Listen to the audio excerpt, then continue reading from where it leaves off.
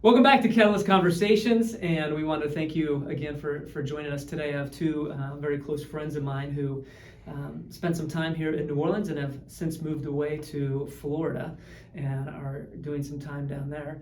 But we wanted to have a conversation with these two because they have some expertise in a few different fields that I thought would be beneficial to our community and to our city.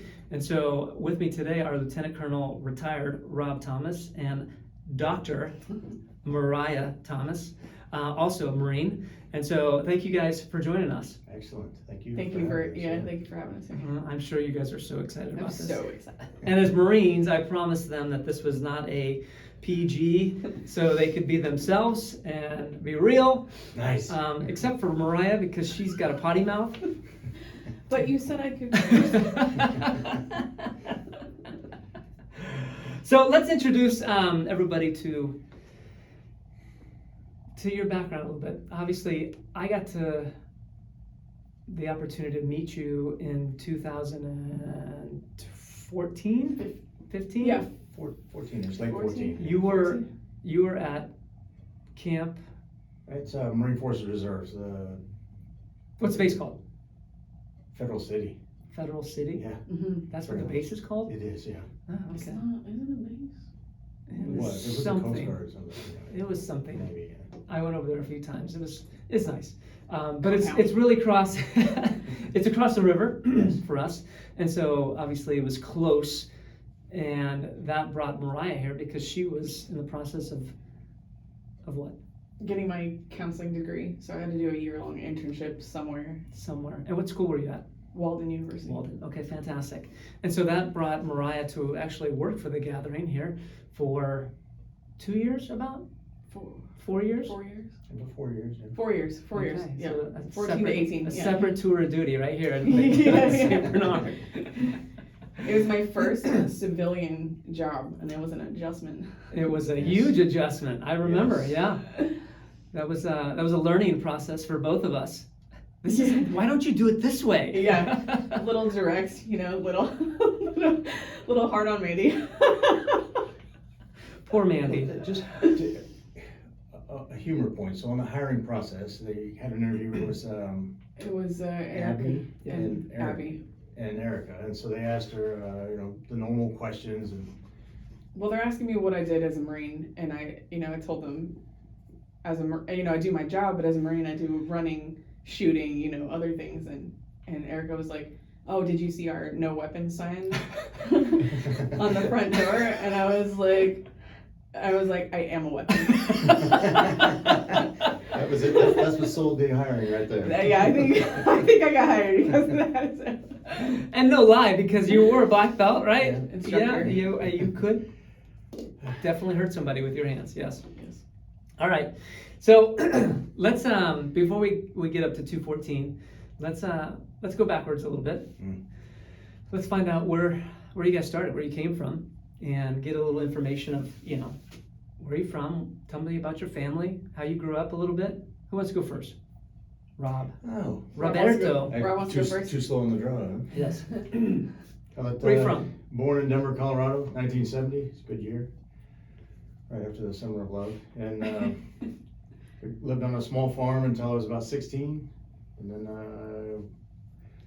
18 joined the Marine Corps. So it moved quick, and then spent 29 years in the Marines with the No. small You're going way too triple fast. army. Way too Yeah, fast. Let's go back. No, you got 29 years Yeah. of stuff in there. You're like 10 seconds. That's my history. No. So my You, mother was in labor for 13 hours. Yes, something like that. You have a mother. Yeah, I do Father? have a mother and a father.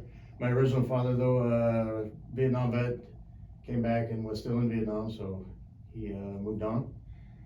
So, Divorced? Yeah, when I was about 4 or 5, my mother divorced him, and that's, I guess when I was about 5, 6, got my current dad, who was the greatest person ever. Okay. So yeah, Adopted you. adopted me. Yeah. Mm-hmm. Siblings? I had a brother. He was 18 months younger than me, and yeah, he passed away a few years back. But I do have a younger sister, and then I have an adopted younger sister. Mm. Yeah. Okay. That's it. How was that growing up? Were you guys close? Your My sisters brother and I maybe? were very close. My sister and I are 7 years apart, So there's a pretty good age gap, but there was still the, big brother protector. Like I built forts, my brother and I, out in our farm, and I'd always make like a little area for her, she could set her dolls up, that kind of thing. But my adopted sister joined the family after I'd already left, so I never really lived there with the brother-sister relationship. But to this day, we're still very close. In fact, we share texts and pictures, and my youngest sister Beth was at the Bronco game, and I got a lot of pictures of the Bronco game. And Tarina is my other sister. She has a horse ranch and dog training ranch, 30 acres I think she has. So I get a lot of pictures of dogs and Alpacas. things like that. Alpacas, yeah. She has a ranch. Are you close with your mom and stepdad? I've always had I need to be in charge mindset, which for any father is a challenge when their son thinks they need to be in charge. I think that comes from the early years of when my original father was not in the picture, so I kind of took over as hey, I'm in charge. My grandmother empowered that, you make the decisions kind of thing. My dad is awesome. He's a civil engineer and just a very patient man. And so, but we did have struggle growing up with who was in charge. Mm-hmm. And I stopped my story at 16 because he said, hey, if you don't like my rules, go get your own house. I said, let's do it. So he took me to the bus station and I went and got my own apartment. At 16? Yeah. Okay. Anyways, but it wasn't because we didn't like each other, so we didn't like each other's rules. We were very close now. I mean, we talk to each other often, and he just visited my house a little while back. My mom, we're close to a degree as far as mother-son relationship goes. She was more of a homemaker type, taught me how to cook and sew and all very important skills I use today. But she is very anti-military, anti-gun, anti-anything that I was doing. She hated football, she hated baseball, and that's all of the things I wanted to do. So that caused a lot of problems. But she still loves me. She came visit her house. I don't think she got over you leaving at 16. Yeah. All right. Mo, where are you from? I'm from Southern California. Come on, San Dimas, man. Tell San the Dimas, story. Bill and Ted. Bill and Ted, Excellent yes, there you adventure. go. My mom went to San Dimas High School, so I'm from San Dimas. Mother, father as well? Yeah, they were never married. So I'm a bastard. You're too hard on yourself. You're a tremendous bastard. Okay, but you know who your father is, and you've met him, Yes, unfortunately, I've met him. Yeah. and you're not close. Kitty, step out of the room at this time. If you could picture Oompa Loompas from the Charlie and Chocolate Factory, that's her mother and father. And so her dad, please continue. We refer to him in my family as the sperm donor. Okay, That's so right. your baby daddy. Okay, Yeah. fantastic. Before it was even popular. You Correct, were yes. one of those. Yeah, because this was, I was born in the 80s. Uh-huh. All right, fantastic. So grew up with mom, San Dimas, Mm-hmm. and then joined the military as well, right out of high school? Yeah, that's a long story in there, but Go ahead. Tell us a little bit. my dad left when I was 6. He had been cheating on my mom for 2 years before he left her. He told everybody, I don't know why I'm saying all these details. He told everybody he left her because she didn't make cupcakes anymore. So Which is a running joke to this day, Mm-hmm. because I make phenomenal cupcakes, so I give them to her. The way to a man's heart's through his stomach. So clearly, yeah. She's gone. Yeah. We had to move in with my grandma. My uncle is not a good person. It was very chaotic. contentious. Okay. Yeah, lots of fighting between my mom and my uncle. Mm-hmm. And so my dad called one day and said, do you want to come live with me for a year? And I wasn't doing well in school because of all the chaos. And so my mom was like, try it. Or I now know it was because he didn't want to pay child support anymore. Oh, great. That he wasn't paying anyway, but he Right. wanted to stop the child support. Before high school, freshman year, he was late signing me up for high school, and so I wanted to be an actress, and all the drama classes were full. So my dad was like, why don't you join this class? It's taught by the Marines. And I was like, oh, I don't fucking care now. Like, you can give me the class I wanted to get in, so whatever. Because my dad was a Marine in the 70s. He claims he went to Vietnam. He did not go to Vietnam. So I spent 4 years in Marine Corps Junior ROTC, like learning all about the Marine Corps, basically being like a little baby Marine, and had 2 men that I have the utmost respect for. That is why I joined the Marine Corps. I joined early. Yeah, you were 17. Yeah, I graduated high school early so I could go to boot camp sooner. Wow. Overachiever. Yeah. Couldn't wait for the pain. Yeah. I was the first female to graduate from ROTC to make it through boot camp. Others had tried, but... Congratulations. All right. She was also the company high shooter with the rifle in boot camp. Hang on, we're getting there. Company high shooter. I want to make sure that's in there. Yeah. We know she can still outshoot you, so I've heard. We can. Yeah. Marksman, Yeah. and then almost marksman, something like that. Which leads me to my next point. Don't smoke crack. It's okay. So boot camp for both of you. Well, I went to boot camp in San Diego. It was a summer camp? Is that what they call it in Paris? Yeah. Parris Island, It's yes. really difficult at San Diego with the popcorn and movie time and the sunglasses. So for listeners, Clearly, this Hollywood. is something that you guys Don't know. debate about regularly. The Marine Hollywood Corps Marines. has 2 training bases for their enlisted personnel. One's in Parris Island, South Carolina, that they set up World War II-ish. I don't know. They had to do something because San Diego was full.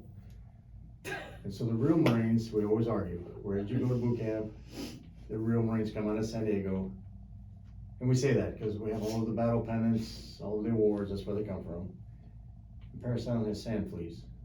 And Yes, sand. Parris Island has sand fleas. And high shooters. Clearly, And- marksman. Anyways, Marines are all the same. How many weeks do you go through boot camp? 13. I went 13. What was it for you? I think it was 13 also. Was it? Yeah. Because I thought they changed it at some point. What was the hardest thing coming out of high school? And you were what, 17 as well? I was 18. Oh, you were 18. Okay, so 17, 18. So what was the hardest thing coming out of high school, entering into boot camp?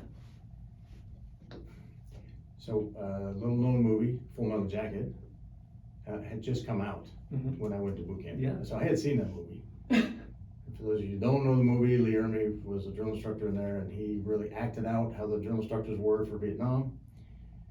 And so as I went to boot camp, my first thing there was, holy cow, it is exactly like the movie. Now, they weren't quite as aggressive with hitting people, but the yelling, the throwing of the clothes, the treating everyone they got to take away your personality to make you set. And that was an eye opener that this was real. This what you were before, you are not anymore. So coming from a man who doesn't like other people's rules, Yes. how did that affect you? It was a struggle. So they have Okay. so for Marines that struggle, they put them on, at that time it was called trial training. I don't know what it is now. And get kicked out. Yeah, you get kicked out. So you're basically, they keep 3x5 cards on you of everything you're doing throughout the day and what is your performance level. So they don't forget to thrash you later, they write it down. And counsel you on what and the people that are in that are the bedwetters, the people that are crying, I want mommy, or the very large Marines, wannabe Marines, that are having trouble losing weight, so they can't get to the physical courses. Or suicide. There's always somebody who attempts suicide. So there's that crowd. And then there was me. I was put on it. Why was I Why? put on it? Why Yes. were you put on it? So on Sunday in boot camp, it doesn't matter what religion you are in 1989, of course it's all different now, but you were either Protestant or Catholic. Mhm. That was it. Sure. And so you would go to church, well, the other religion was back in the barracks, putting your camis together and writing home letters to mom. They had a chalkboard, it's 1989.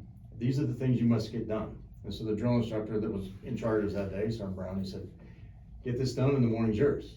Bingo, morning's mine. I flew through, ironed all my stuff, ready to go. I wanted to call my girlfriend.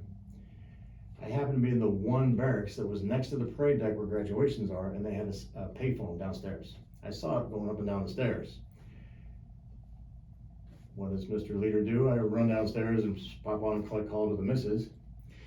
You're not supposed to do You that. cannot do that. You cannot leave You the squad bay, you cannot be with your drill instructor, you can't use the phone. You You're cannot be not allowed to. unaccompanied by drill instructors at any time. So I get snatched by the back of the neck of some other drill instructor, and he asked me where my chit is. At that point in my life, I had never heard the word chit, didn't know what the hell he was talking about. My future wife, girlfriend on the phone, had just said hello, and I'm snapped, and there's the phone swinging off the bottom. So they're like, this guy must be brain dead, so we're gonna put him on trial training. All of the physical, I was acing my tests, I knew and understood everything I was supposed to do. My father taught me how to shoot, and being on the farm, the obstacle course and running was, that was a great time. Day in the park. Paying attention and listening and actually Following orders. Orders, yeah. Anyways, I passed through trial training, flying colors, and So what does he do? What does he do? there's phases in boot camp. First phase, you're learning about the Marine Corps marching. Second phase, you go and shoot. You become the actual ground Marine. Right. And then third phase is when you refine all that. But in second phase, at San Diego, they don't have a range in the city of San Diego, so you have to go up to Camp Pendleton, which is just up the coast towards Los Angeles. While one group is shooting, the other group is put on either lawn maintenance or working the chow hall. So you're cleaning tables and stuff like that. I was in the chow hall cleaning tables. Guess what's outside the window? A phone. A payphone. And so I see what a real Marine looks like. Somebody who's graduated, how they wear their collar, because you're in boot camp, you have to button all the way up to the top, and your boots aren't buttoned, you look like a pig. But I see what these other Marines look like, so I finished my work, and the person that was in charge of me on the deck was not paying attention. Went back to the barracks, put on my camis that I had already pressed out to look like a real Marine, loused them up, undid the button, put my cover on, and walked to the phone like I owned the place, and called my wife. Could have not been a Marine. That's how Lieutenant close Colonel it came. Thomas could have never been a Marine. Because he's so stubborn. Anyways, They didn't catch you. no. Oh. He looked like everybody I else. went back, switched out into my big clothes, went right back to work, and they never knew I was gone. Uh-huh. Crazy. Anyways, It's a lesson in confidence right there. Paying attention to confidence. lessons learned from Uh-huh. it. It is very important to pay attention and follow direction, but it gave me the insight of when I find someone like myself that needs special guidance. Somebody obstinate and stubborn. Yes. Okay. Okay, yeah. Yeah. Hone in on their skills. Yes. Because Good leadership lesson right there. Push them with yes. Yes, because there's no longer stubborn people in society. Is this thing for real? Yes, there are. Yes, there are. That was called sarcasm. Yeah, They did. We're going to Walmart after Well, I this. heard that they knew how they changed the boot camp rules a little bit for like people like that. They created safe spaces, so you can now, if you're obstinate, you can just kind of sit in your room and. I don't think the Marine Corps adopted that. No, you sure? I It's mean- against our ideology. We had a phase of that. It was called the yellow card, and you had a card that when you felt stressed, and this was in the late 90s, you could pull this card out, Mhm. and the drill instructors had to leave you alone for a minute or whatever it was, basically a safe time. But I quickly realized that allowing people to do that in that environment, Marines have to follow orders or they get killed, which I learned. And having a safe space and timeout is not part of combat. It doesn't matter who you are, your gender, your likes, dislikes, where you grew up. That AK-47 round is coming at your head. And so when someone says get down, you need to get down. You can't hold up a card and be like, I'm stressed out. So is there a direct correlation between stress and performance? Yes, there is. Stress in performance is refined for the best production of that performance. And so you train and constantly get to where you can perform your best under the most stress in that mission. So what happens if you never put somebody through stress? Then they have a very hard time performing under stress. Do you think that occurs in life as well as the Marine Corps? 100%. Doc? Everybody's stress I saw what you did there, by the way. tolerance level is different based on their experiences, Mhm. in my opinion. So in the Marine Corps or in boot camp and thereafter, the stress level has been pushed on a daily basis for 13 weeks. Mhm. Now you can call it organizational socialization if you're a psychologist, or you can call it brainwashing, but either way it achieves the same results. Indoctrination, yeah. Indoctrination for a very important purpose. Or priming. They're priming you for something else. Well, no, they make you a Marine, and it says that we make Marines, right? Because when you leave boot camp, you are a Marine, and there's no question. So if there's a direct correlation between stress and performance, and it has been proven for decades in the Marine Corps, then why do we struggle in society with taking away stress from people's lives today? Because it's painful. There's a history on that. So in the 80s, they became aware of young youth not being treated fairly. I played baseball in the 70s. I didn't know how to play baseball. My parents didn't play ball. So I didn't play very much because I wasn't very good, so my coach would keep me on the bench. There wasn't any rule like, hey, Johnny has to have 15 minutes on the field. Johnny doesn't play good, Johnny doesn't get on the field. And so they realized, hey, that's not fair to Johnny, so let's get everyone out there. So in the 80s, hey, let's equal time on the field. So even though someone's not very good, give them the same time to perform as the superstar, which there's a merit to that, to learn skills and hone in. But what you're teaching people is, no matter how hard I work, the lowest working person is gonna be right next to me. And no matter how much effort I don't apply, it doesn't matter, I'm gonna be pushed right next to the good guy or girl that's on the field. And so that went into the 90s where everybody gets a trophy, everyone's all the same, you're all equal in there. So the need to compete. It actually was more early 2000s. But Yeah, it wasn't the 90s. Yeah, 90s. I didn't get that. Yeah, no, that was 2000, about 2010. It became, everybody got a trophy. Yeah. I was a Millennial thing. football coach then for the Marine Corps for MCCS, and so the kids there, I had to give a trophy to every kid. There were some of them that they couldn't put their pants on the right way. Oh, maybe it was not wide as spread. The Marine Corps tends to lean a little bit forward of culture, what's current in society. Yeah, because I didn't get that cultural thing like in the 90s when I was growing up. But as those youth became adults, now they're used to, hey, I can't perform well when you're yelling at me, so please stop. Let's be calm, which has some merit. Nobody likes to be yelled at while they're working, but there are times where you need encouragement, safety issues, or maybe adjust your thinking a little bit where you got to raise a voice perhaps. Because that's taken away, so the ability to perform under pressure, under stress, was reduced until it kept going and going. And now these people have children and they're doing the same thing. I see that across the young Marines, they can't handle the same pressure. They go without it.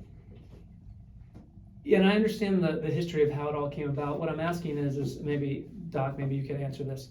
Why have we not learned in society why that is necessary to go through that? The necessity for stress is directly correlated to performance. Why, as outside the Marine Corps, we can look at the Marine Corps, we can see, look at what they've done and how successful that has been. Now into the real world, we don't learn those lessons, and we create safe spaces, we create equity, we create all these things that make everybody feel like everything's okay, not realizing that the end product is not excellence and actually is detrimental to somebody's life, whether it be on the field of battle or the corporation.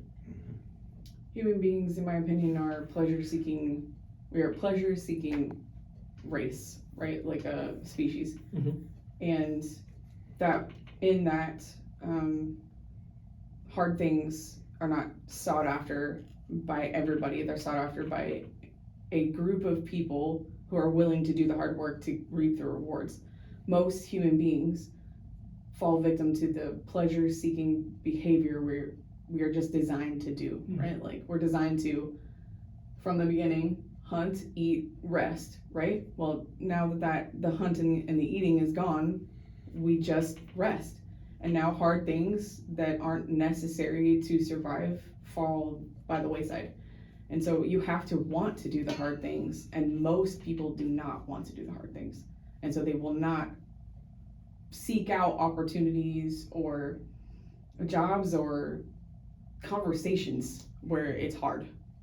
Most people will not do those things. And it's interesting, you've heard me talk about this before many times. I'm a firm believer that history is like a slinky. It repeats, just doesn't repeat the same way. And we've seen this before. I mean, this was 2,000 years ago. There was the Greek philosophy of hedonism, and so it was all about self-pleasure and whatever you wanted. Obviously, that philosophy didn't last very long because it ends in destruction. Yeah. Yet here we are again in a world that struggles, I think, especially in our culture in America, where we struggle because everything has been so easy. And so because we don't have struggles anymore, we don't have to fight for food, we don't have to work on the farm, we don't have to, work to make sure we can get our food for the evening. Everything's become so easy that now it is just what the hard part is, just seeking my pleasure. And what's the next pleasure that I can't have? And then I get frustrated because I don't have all the pleasure that I want. And that kind of leads into a direction of, modern day hedonism. Yeah, because in my opinion, we have the drive for pleasure and to avoid pain for a specific purpose, right? Don't stick your hand in the garbage disposal. We need to, right, not do those things. You went from don't put your hand on the fire to the garbage disposal. Well, we have to have those instincts is my point, right? Like, don't do it because it's gonna hurt. Seek the pleasurable thing because it's gonna feel better. Now I forgot. Nope, it's gone. It's Thanks, gone. Matt. Sorry. All right, let's go back. What did you just say? We kept moving forward.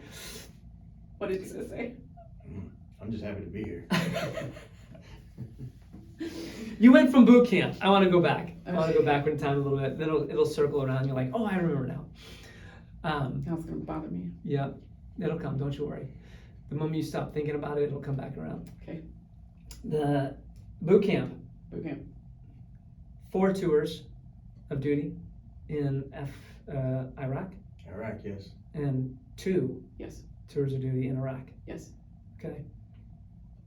Is there anything you could share from those tours? No. What'd you learn? It's all Give me classified. one thing that you learned. No, let me rephrase this. Yes. Give me one thing that you learned that is applicable now that you're retired to life. Always study, pay attention when you have classes. Whenever there's a class, it's there for a reason. And I learned that almost to the point of death the hard way In your first tour. in my first tour in Remember Desert the story. Storm. Go ahead, tell a story. So all Marines, since 276 years, we've been focused on get trained. Each class that I had from boot camp on until I went to Desert Storm was about a year and a half. How to work the gas mask on your face, your rifle under duress, under mud and things like that. I've operated a mechanized infantry machine, Amtrak, so it's called ship-to-shore movement. There's a lot to that, and how to do it in adverse situations. Those are classes I had been to. Well, I was 19, knew everything about nothing, and I didn't pay attention. And then all of a sudden I'm at supply and getting brown camouflage clothes, but at that time didn't exist. It was like, what? Get on an airplane. I'm flying to Saudi Arabia. The Iraqis are invading. I'm like, this is real. I'm actually doing something. And so they start passing out live ammunition and auto injectors, 2-PAM chloride and entropine that have counter effects to nerve agents. And I'm holding live ammo in my hand. I'm like, when you get off the plane, you will be in a combat environment. I immediately turned to the corporal next to me. I'm like, how do I don and clear my mask? What? He's like, you're an idiot. You should have been doing this all along. So we learned how to don and clear our masks. Yeah, all in boot camp you taught it, but it was like, it's like high school. I'll never see this again. Oh, yes, you will. Your life depends on it.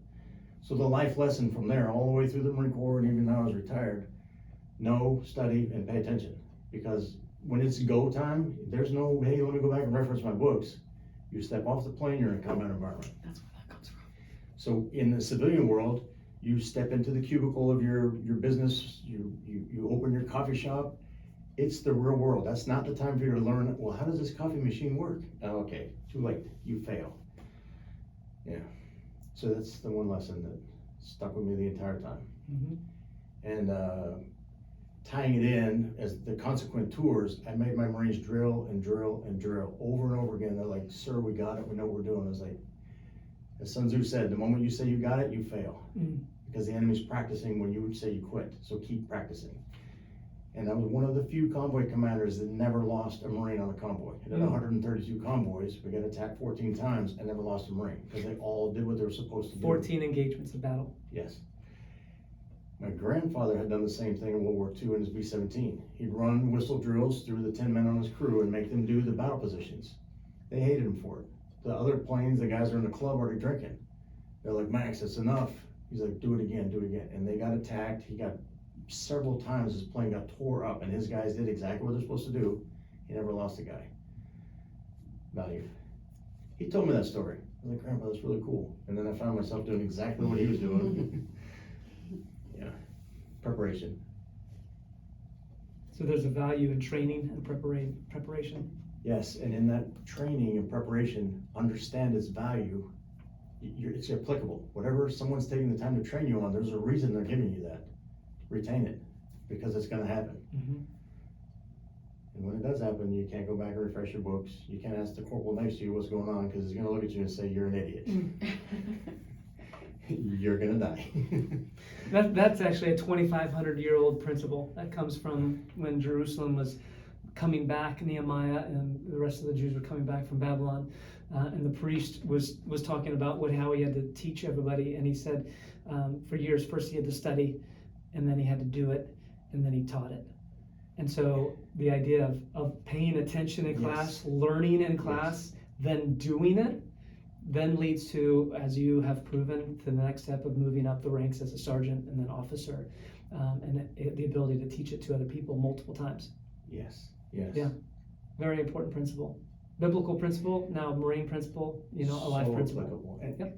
Civilians, military, like, you always have that supervisor, boss, Sure. and you look at him or her and you're like, this person's an idiot. They don't know what they're doing. And it's obvious that they're just a figurehead. And never wanted to be like that. So that's the other thing that ties in with that. Whatever position you have, if it's whatever notch you have on your martial arts belt, whatever award you have on your shooting badge, practice, practice, practice, know it the best. So when it's your time, you got it. You are the person on the show, and nobody should ever look at you and go, this guy doesn't know what he's talking about. Because people's lives depend on it then, or your business may depend on it. This is interesting because I think this is a lost concept in our modern day culture.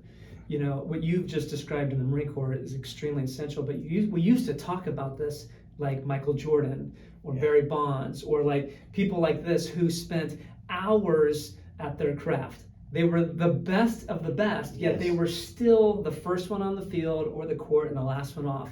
And we've lost this in society today, and I think it has a lot to do with the previous example of like what it means to the idea of stress connected to performance. We don't like to put ourselves into stressful positions, not knowing that is, even though it's counterintuitive, it's not helping us for the long run when we don't put ourselves in stressful situations. And sometimes just practicing over and over and over, it can be stressful because it's hard on my body, it's tiring, it's all these things, but the more I do it, the better I become. Yes, and you always learn that. Michael Jordan, you mentioned him. He was at the Gardens in New York City. Mm-hmm. Yeah, how many times that guy played there? Hundreds. And I remember a quote from him way back. He said, every time, before a game, before practice, I walk that court, every single plank, back and forth. I want to know that area. Mm-hmm. I've been there so many times before. I'm like, that is amazing. Yeah. And martial arts or shooting or what, do it again. I got it. No, you don't. Do it again. Sure. You're going to learn something new. Do it again. So if you want to be successful, do it again. Do it again and again Practice, practice, and again. practice. Yeah, good. 2 tours. What did you learn while you were, whether it be in Iraq or, because you spent, how much time did you spend in Iraq, and then how much time did you spend out of Iraq? I How many spent times? 8 years in the Marine Corps and a year and then 9 months. So Almost 2 years. yeah, Okay. almost 2 years. So what did you learn from the Marine Corps in that 10 years you were in that you have taken and applied to life today? I think it started my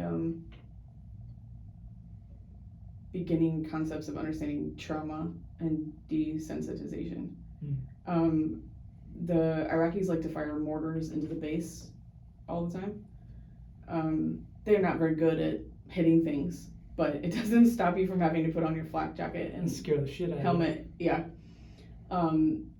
There were a few like in the middle of the night, and then there was one I was in the chow hall and it like hit the dog kennels right next to the chow hall. That was pretty intense. But then there was a certain point where when it happened in the middle of the night, I would not get up and put my helmet and flak jacket. I just stayed in bed.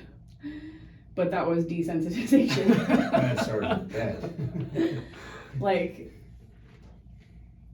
so yeah. So let me ask you a question then. So after being desensitized, you became complacent.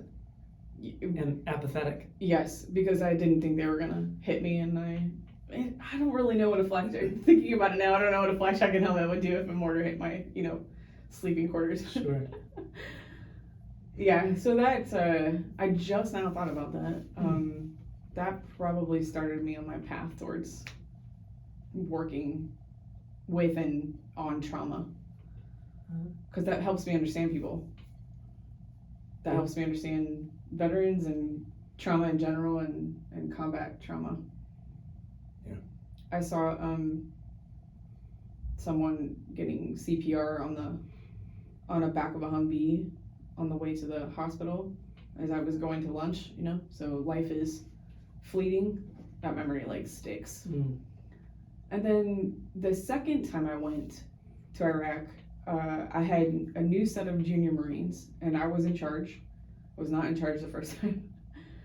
I was the leader of the whole group that went on a small unit scale. I had an officer and a senior staff NCO, but I was in charge, and I was the person they leaned on when they were scared. I told them what it might be like, here, you don't need to be afraid that they might mortar the base, which they did not. Al-Assad was a huge base, and I was on Camp Fallujah the first time. It's much smaller and more dangerous. Wow. Al-Assad was huge air base. I didn't know you were in Fallujah. Mm-hmm. Okay. Yeah. Fallujah is my second home. I feel like I spent a whole year on Fallujah. Oh, cool. Should have filed taxes there. Yeah. I got a whole year off of taxes.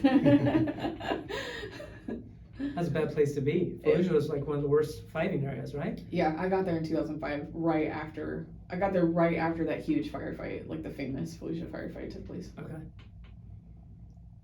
Keep going, sorry.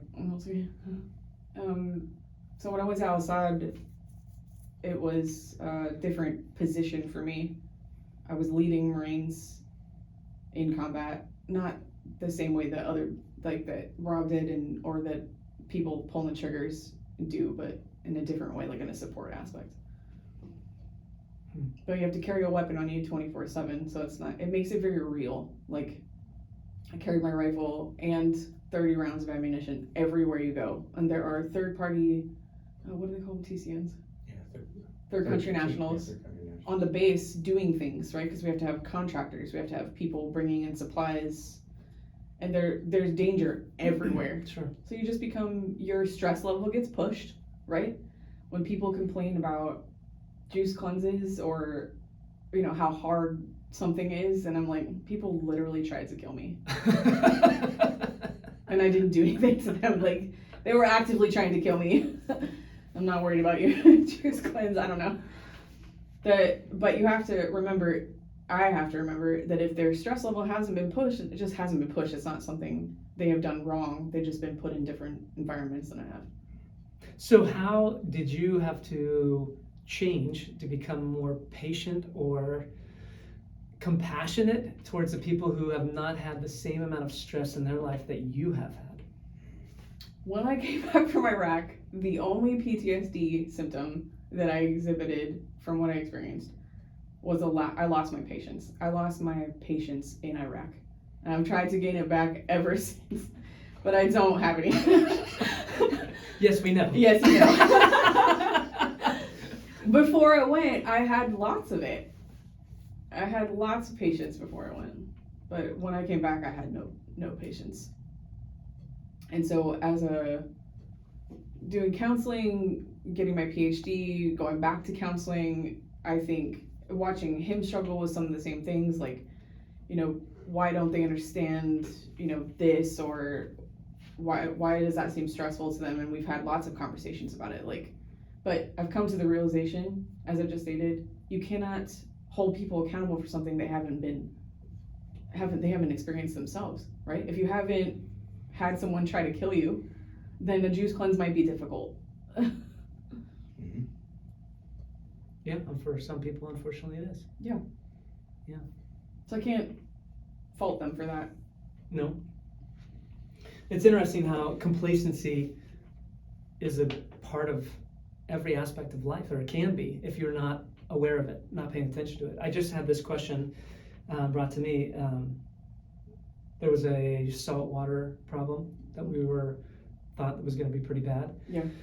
We have a coffee shop and we have a daycare here, and we have almost 100 employees that we have to care for and make sure that we take care of, and we can't just shut the lights off and say see you later. People depend on us, and so we prepared for the worst. We made sure that if something were to happen, we had fresh water. And somebody asked me, he said, do you think that we over prepared? Do you think that we were worrying too much about this? And I said, I feel like we live in a place where it's very easy to become complacent because we go through hurricanes and tornadoes, and something always happens, and a lot of times like, oh, the government's going to take care of it. And that's what we heard, like, oh, the government will figure this out. But what if they don't? Am I willing to take the risk to say, the government will take care of it, and then all of a sudden something happens and I tell my employees like, hey, sorry, we can't pay you guys got to go home? Am I willing to take that risk? For what? I had to buy some material that I actually was able to send back and get my money back from. I mean, really? Like, are we worried about what people think about us because, oh, you're a goofball because you're preparing?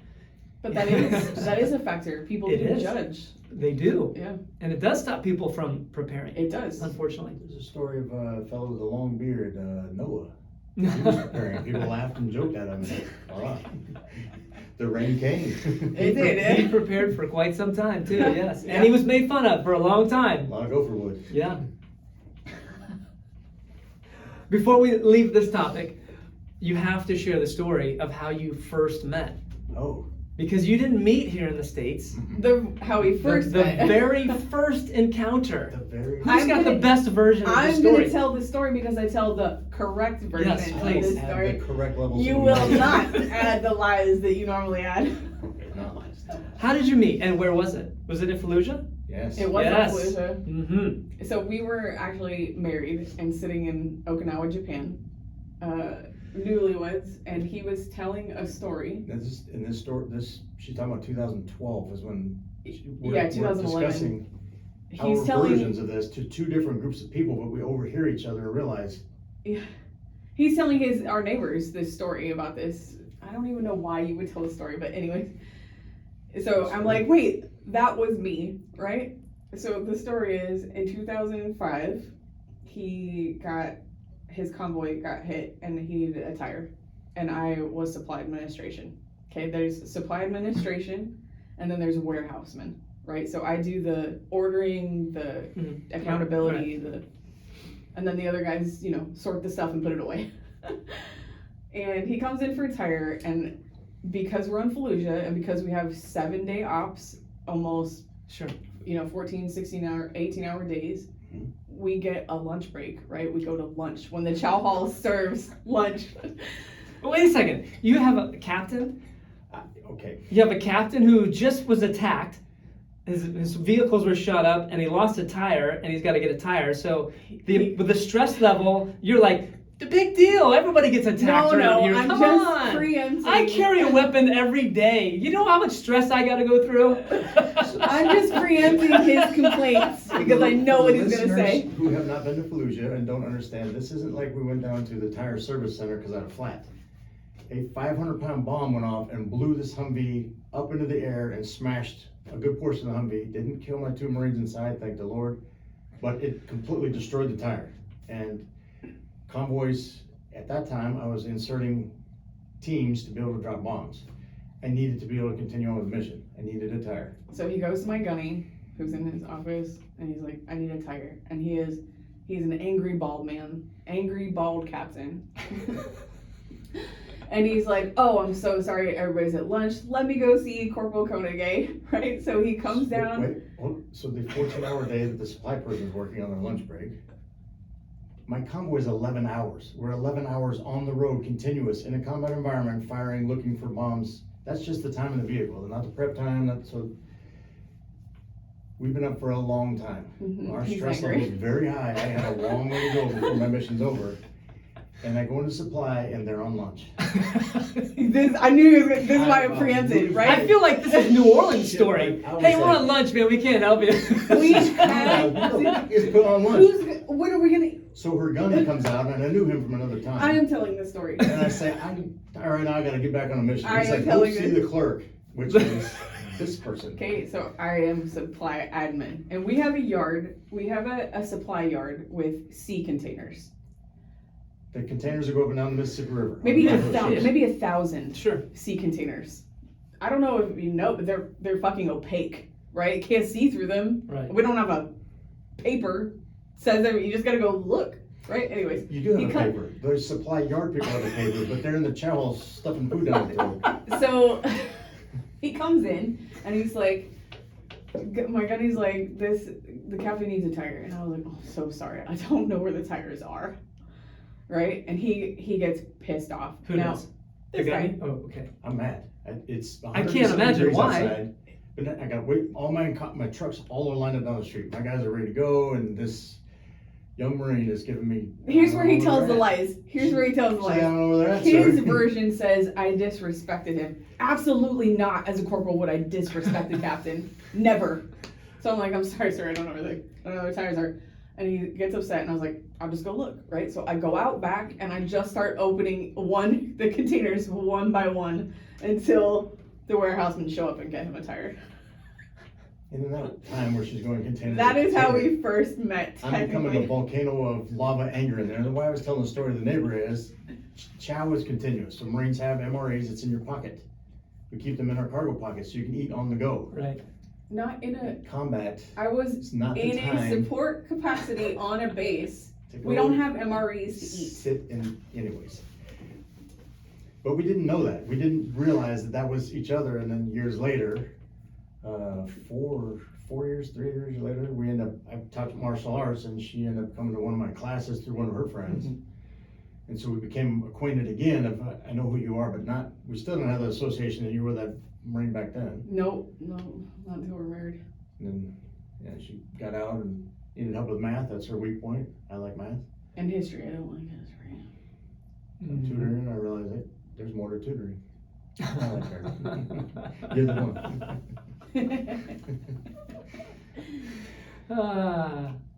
So then, okay, so that's tour of duty. Uh. You come back to the States, you hook up with this young hot Marine, and you're like, okay, great, yeah, and end up getting married, and then you stay in the Marine Corps for how many years? 19 years I stayed after that.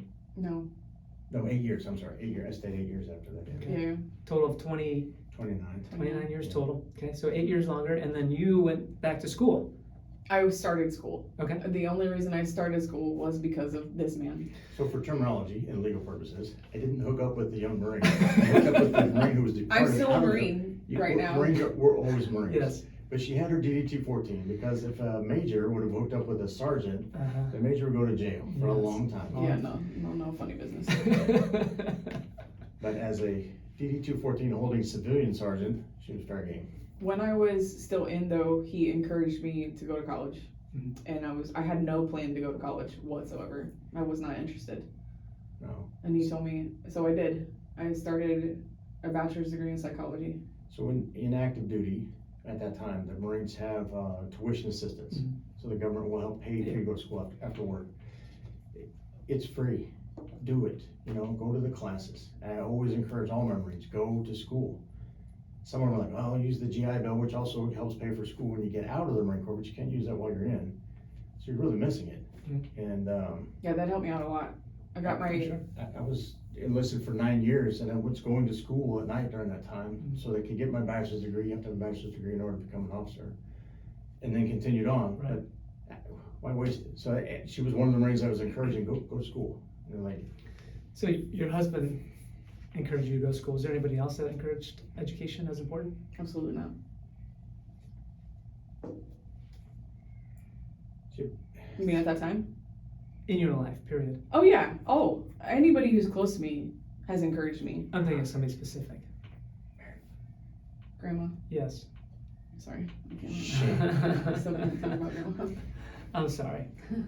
We can skip that subject. All right.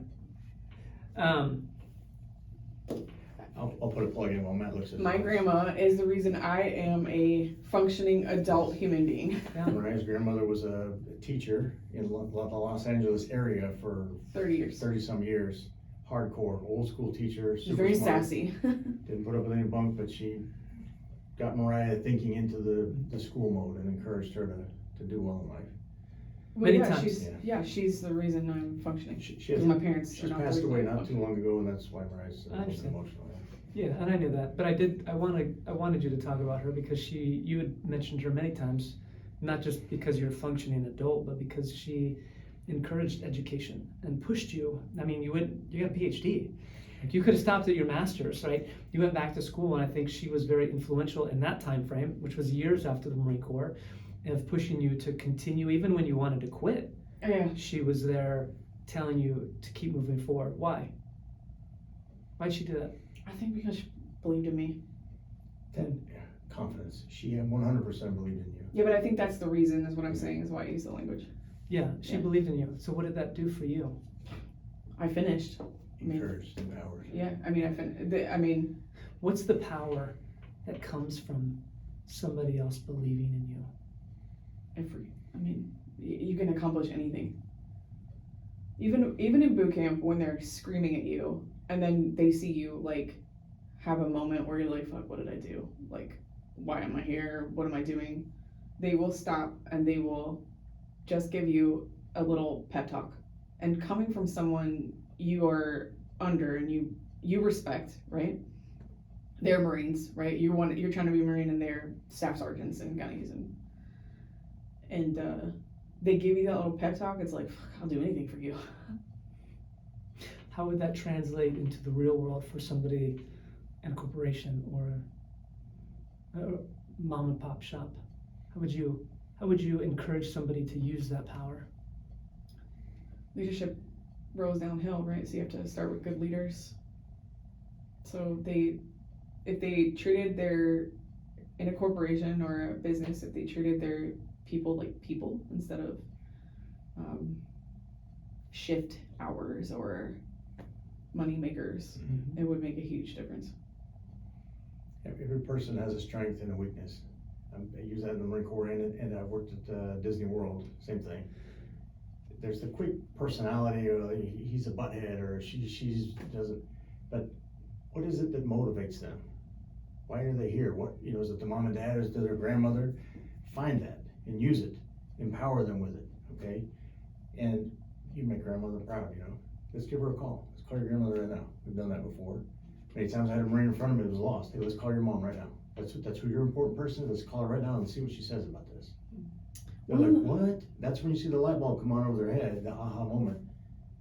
That matters, okay? I just got chills saying that. One of the reasons, though, that I continued to go to his martial arts class, even though it was during lunch.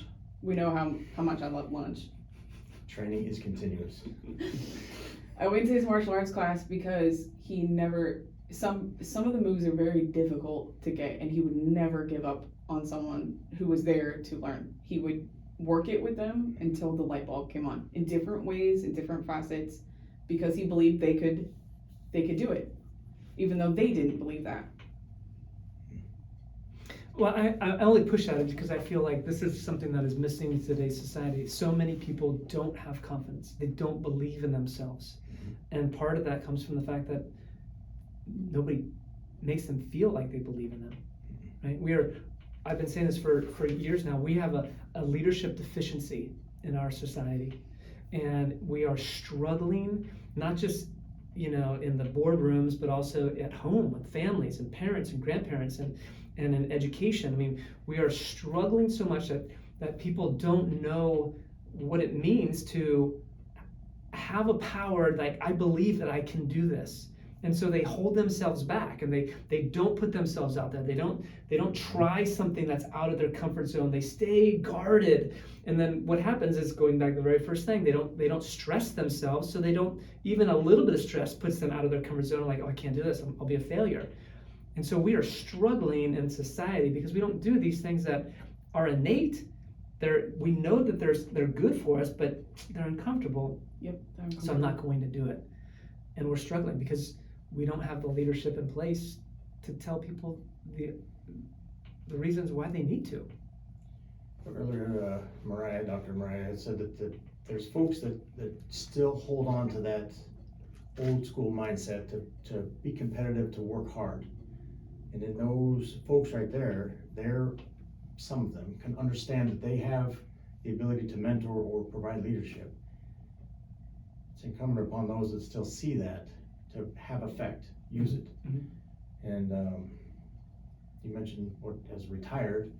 There's still people I come into contact with now that I can see they got potential. Mm-hmm. But what is it?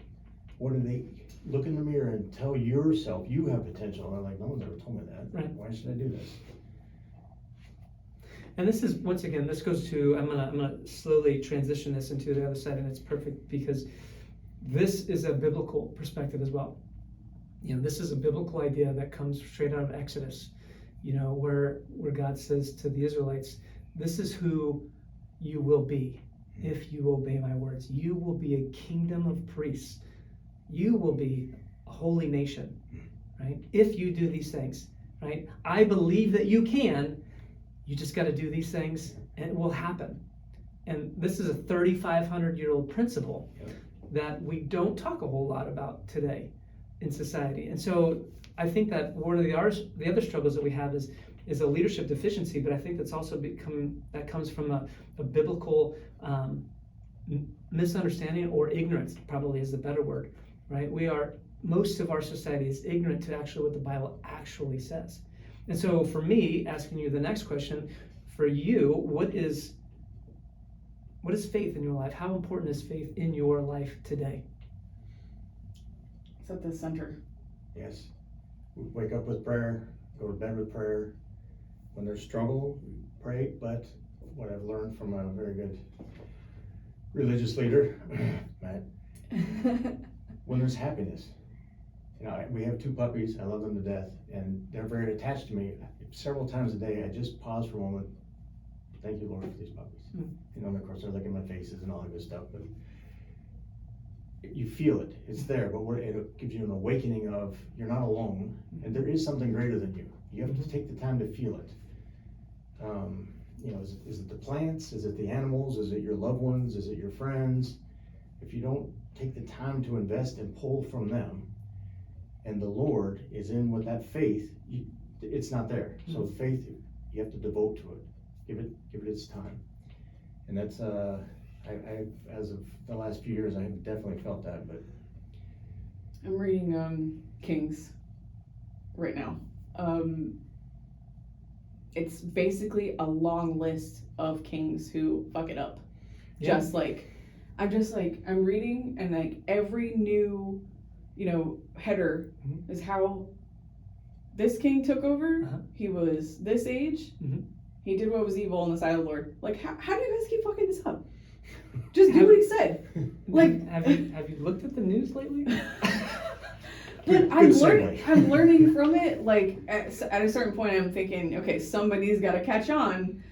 He keeps telling you, just follow my commandments, right, and I'll bless you. And they just keep messing it up.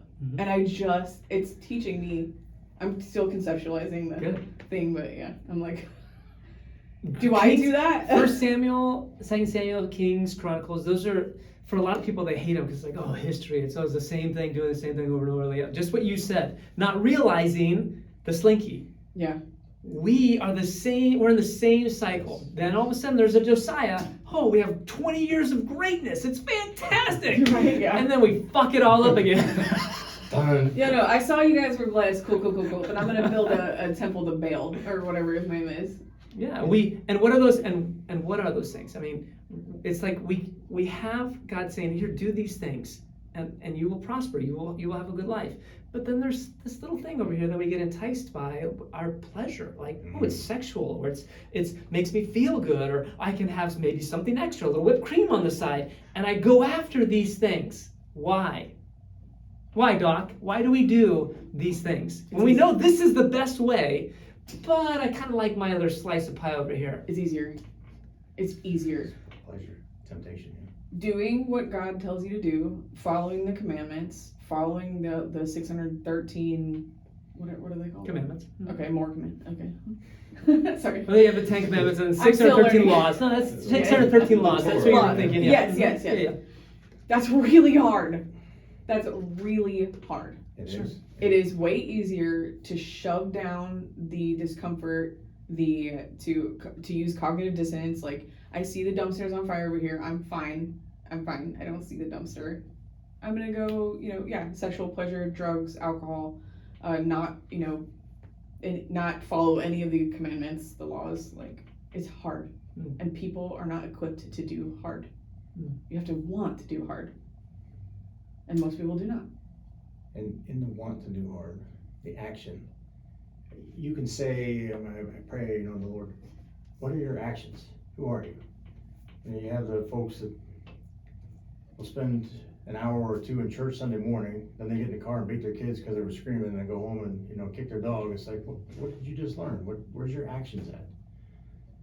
And a combat example of action, leaving out of Ramadi. We had a convoy lined up, and before you can leave, you have to call convoy control, which is the entire theater. And it's on a satellite phone. Satellite phone doesn't work very good inside the vehicle, so I had to step off. I'm maybe 20 feet off the side of this row of trucks, 15, 16 trucks. The Iraqis see us there, and they want to start firing on us. They're firing mortars. So I'm on the phone. Every Marine that's in those trucks is watching me. I'm their captain. I'm the leader of this convoy. They will move on my command.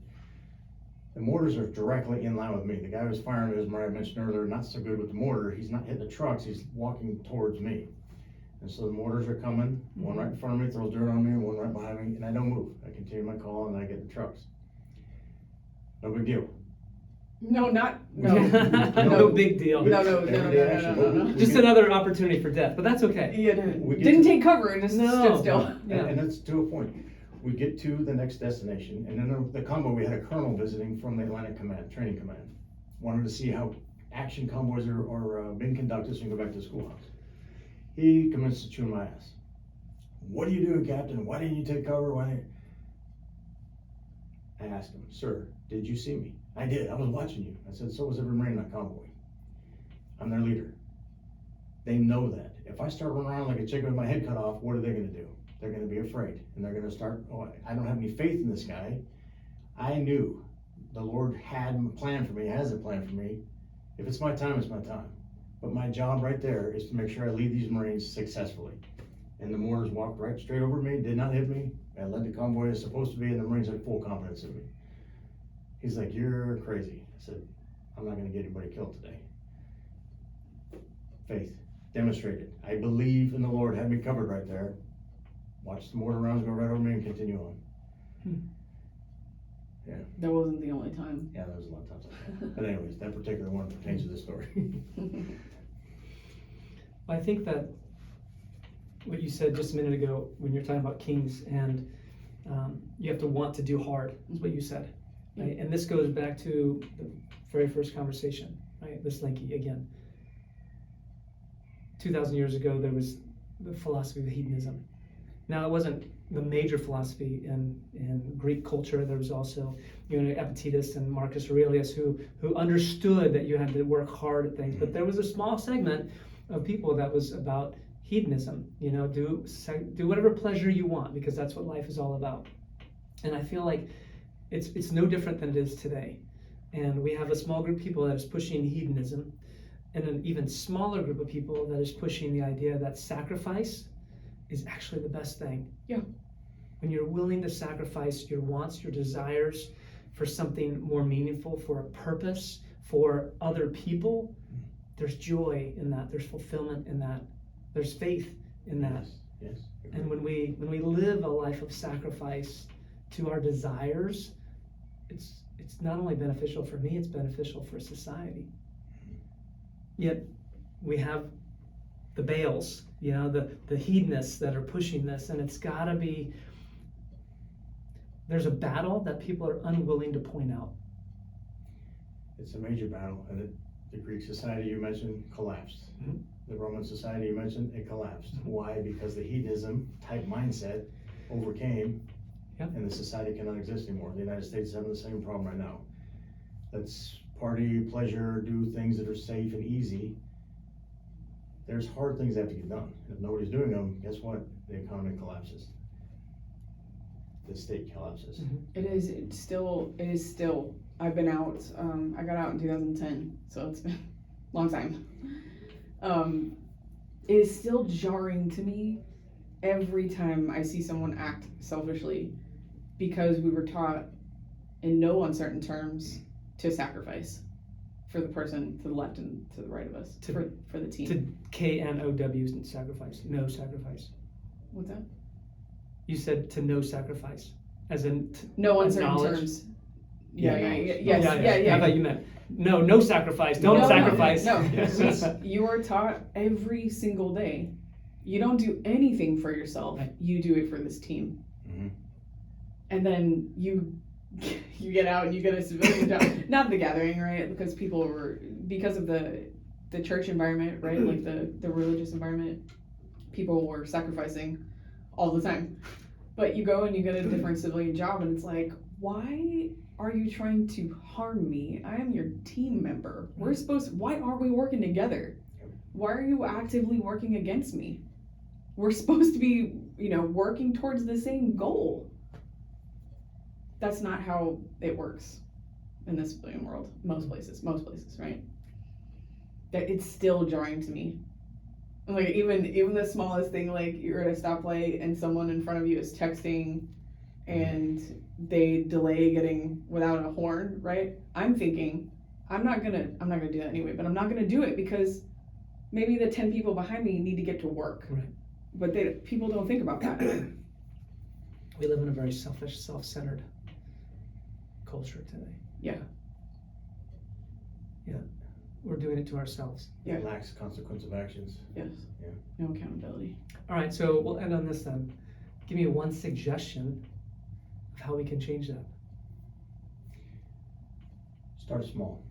You can't fix the world by yourself in one day, 8 billion people. The person to your left or your right, as Moriah mentioned, as Marines would do. Look at that person, someone you either work with or a loved one. What is a good quality that they have that you enjoy, that you count on, that you notice? Is it the way they stack the cups, or the way you make dinner, whatever it is? Tell them that. Give them the encouragement on that. That little bit of empowerment right there can change the way they do that day by itself.